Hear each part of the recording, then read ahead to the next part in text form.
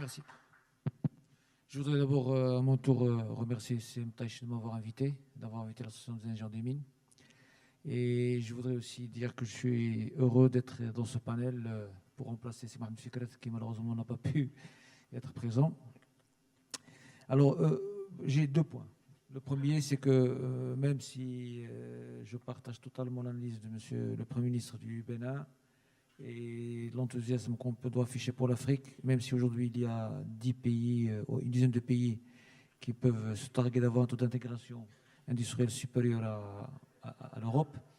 Et le constat est là quand même pour l'Afrique, c'est qu'il y a un taux d'industrialisation qui est faible, il y a une population qui est en recherche d'emploi qui est très importante, et je pense que l'industrie manufacturière est nécessaire pour créer de l'emploi en Afrique. Et pour ça, il faut avoir des politiques qui encouragent l'industrie manufacturière et en développement, la compétitivité, la formation, enfin, sans s'étaler sur tous les besoins, et notamment la recherche, la partie recherche et innovation. Pour revenir au sujet de l'énergie, ça vient d'être dit, les besoins du continent sont énormes, puisque le continent a un retard important en termes d'électrification. Les montants à investir dans les 30 années à venir sont colossaux, c'est en trillions de dollars.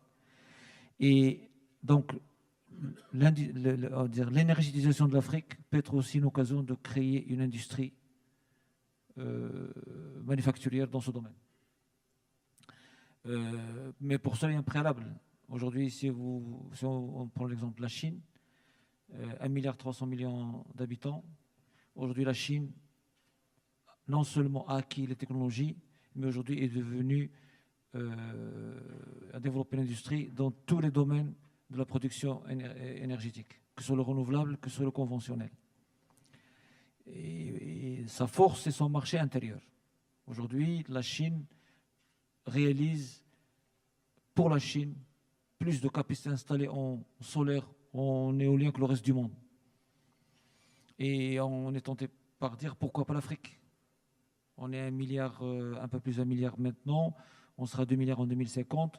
Le potentiel est énorme et on peut rêver d'une Afrique qui non seulement aura la technologie pour, dans tous les domaines énergétiques, notamment ceux qui sont en cours de développement, notamment tout ce qui est stockage de l'électricité, mais aussi développer une industrie. Mais pour cela, à mon avis, un préalable, c'est qu'il faut une intégration régionale, voire continentale.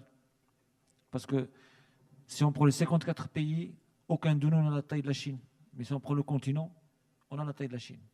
C'est pour ça qu'aujourd'hui, à mon avis, les politiques d'intégration régionale, notamment la CEDEAO et la volonté du Maroc d'intégrer la CEDEAO est une très bonne chose parce que nous avons besoin de